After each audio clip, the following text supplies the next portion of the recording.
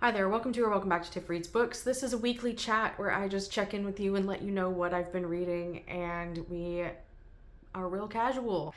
I did just finish the fourth book of the Saint of Steel series called Paladin's Faith. This series follows a different paladin from the Saint of Steel, which is a god who actually has recently passed away, and it has affected each of the paladins differently because now they are godless and they're berserkers. So in this world, that has a very distinct meaning, and it's made their lives very difficult. And they also are all dealing with grief and guilt and pain and suffering, all in various different ways.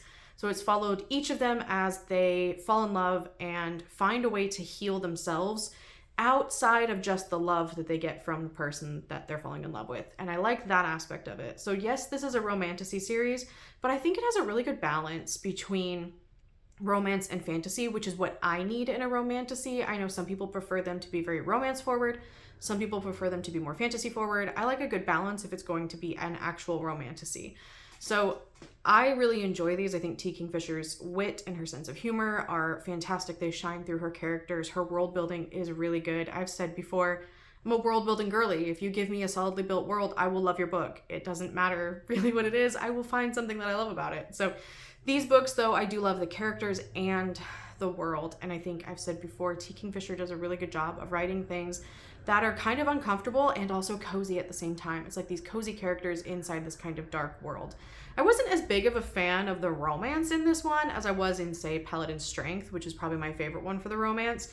I didn't really care if the characters got together or not, but I did find their romance to be kind of cute. It was fine. I just didn't really need it. I was a little more invested in some of the other characters in the book, and that's fine. That doesn't ruin the book for me because I was invested in the characters and the plot. And because it had that plot, the book held up for me. We did get introduced to 2 new characters. I think her name was Judith. I've been forgetting her name all day because this is the 3rd time I've talked about this book today. My brain finally clicked on her name. I believe it was Judith. And so we get introduced to her, and we get introduced to a character named Ren, who I love. She was my favorite part of the book. We didn't have any gnolls, but we had a short berserker woman who I loved. So I'm looking forward to the rest of the series. I believe there's supposed to be 3 more books. So there'll be Ren and Judith, potentially, and then another one, I guess. So I don't know who that one's going to follow. I guess maybe we haven't met them yet, or we have, and there's a married one. There's a paladin who's married and left with his family, and maybe it'll be that guy, and who's already married, which will be a very interesting story, but I don't know for sure. So I'm interested to see where this world goes. I'm definitely going to be picking up The Clockwork Boys in 2025. I really want to read more in this world. I think The Seventh Bride might be set in this world. I believe it has gears on the cover. This is like T. Kingfisher's, like, her big world. So I really enjoyed it. I definitely recommend it. I did a longer video talking about the differences in the characters in the books. If you want to check that out, it was just a chatty video about T. Kingfisher's character writing. And I'm probably going to try and do some more of those chatty videos coming up soon. So we'll see how the next couple of weeks go. But that is one that I definitely finished. I was working on this one the last time I talked to you. I've gotten quite a bit farther. Dog hair floating in the air. I did take a couple days off of reading physically. I just had a really busy week, and I had a D&D campaign to plan. And then I got spiraling down this rabbit hole of this D&D thing, which I'll talk to you about in a minute. So I'm almost halfway. I think I'm at 40-something%. I just started part 2, and that is a little over 200 pages. I'm at page 220. And this is a 520 page book. So I've got 300 pages left. I'm going to go up and read some more tonight, hopefully before bed. But I'm really, really enjoying this. So this is R.F. Kuang's debut, actually. I have only ever read Babel. I haven't picked up Yellowface. It's interesting the difference in the genres of the books that she's published. And her new one coming out is Dark Academia, Catabasis, that everyone's talking about. Definitely intrigued for that one when it comes out. I think it's in the spring. I'm going to do another upcoming books little video because there's more that I want to talk about that have been announced after I did that video. So, yeah, so this one's interesting. This is definitely grimdark. And it follows a a teenager, an older teenager, but she's still like a teenager. I think she's like 16-ish or something like that. And she has tested into this academy where it's a military academy, but it got her out of being a foster child who was going to be married off to a older man who was not kind, that she did not want to be married off to. And she managed to get herself into this university where she has done some amazing things. She's very much looked down on because she's not of like noble blood. She's an orphan. She's darker skinned, all of these different things. And I am really enjoying it. It is definitely dark as shit though. So I do want to take a second real quick it'll be more than a second, but I want to talk a little bit about some of the reviews I was looking at, because I do this thing sometimes where I'll go and pull up 1-star reviews just because. And I did that on Friday. I pulled up some 1-star reviews of the Poppy War. And I just scrolled through a few. Most of them are literally all you need to know from the 1-star reviews are, I thought this was YA. 1 star. I was really irritated at the one that was like, I thought this was YA. I know the author said that it wasn't, but I was convinced it was, so I picked it up expecting YA, and 1 star because it is not YA. Girl, if you knew ahead of time that the author said it was not YA, why did you still think it was YA just because it's set in a school? So I have comments on that type of thing. The other comments that I thought were interesting, and there were more of them than I expected, was them calling R.F. Kuang racist. Because, and if you DNF this book early, I could see you thinking that, potentially. And if you're not someone who understands the difference between characters and the author. So our main character comes from the South. She has darker skin by heritage and from the fact that she spends time out in the sun. So we have that whole thing where the noble classes maintain pale skin by never having to go outside, so it shows their noble status of they don't have to do work. Their skin never gets touched by the sun, essentially. And so she's got 2 levels. There's a classism thing, and then there's a racism thing that's affecting her.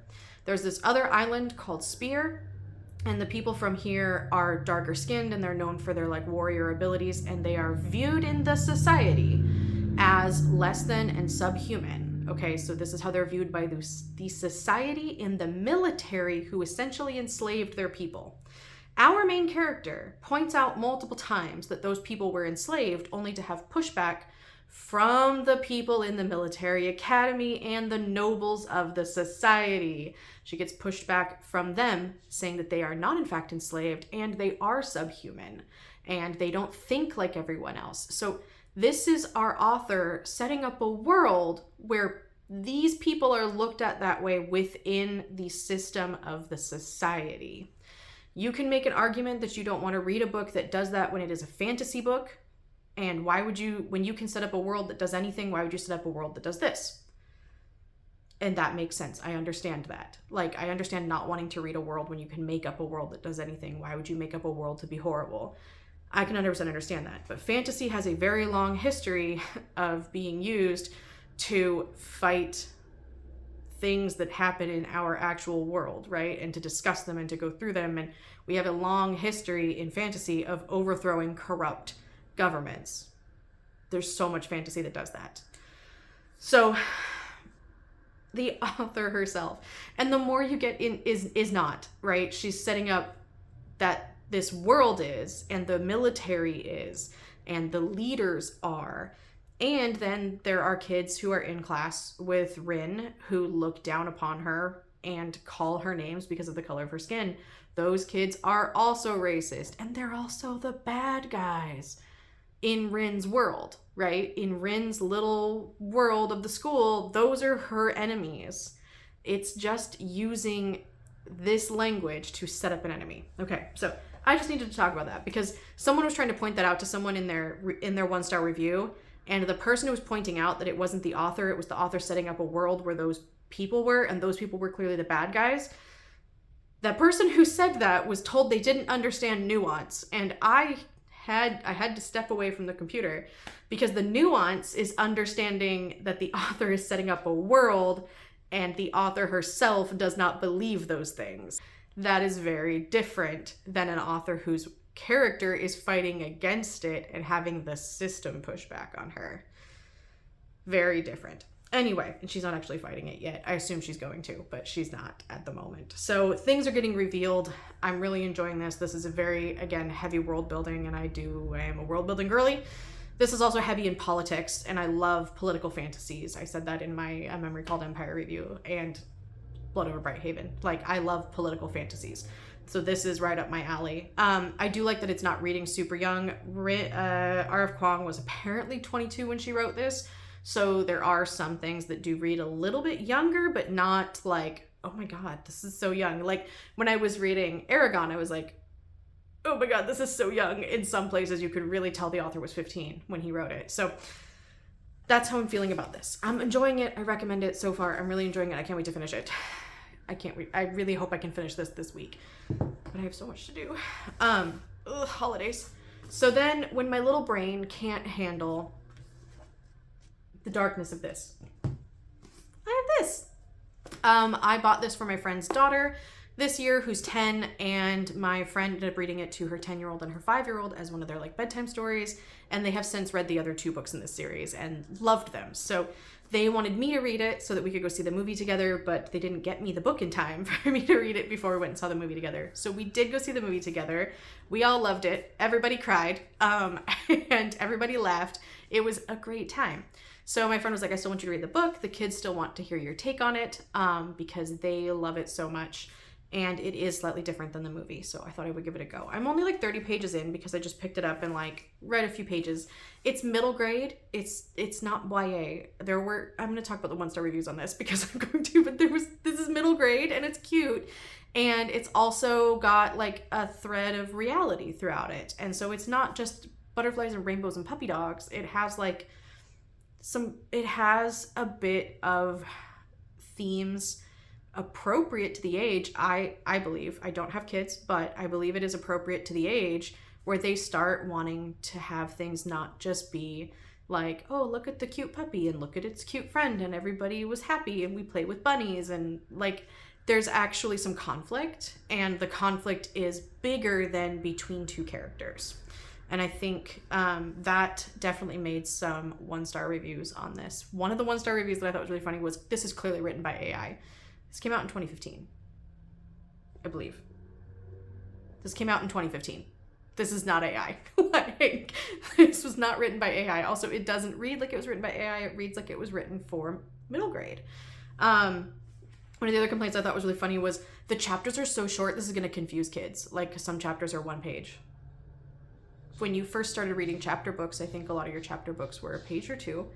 At least mine were when I was like 8. So this is very age appropriate. The dark things that people don't like is, oh my God, there's so much death in here. So far it's robot death, but there are animal deaths in here later, I believe. But they were worried about the robot graveyard. The robot crash lands on the island.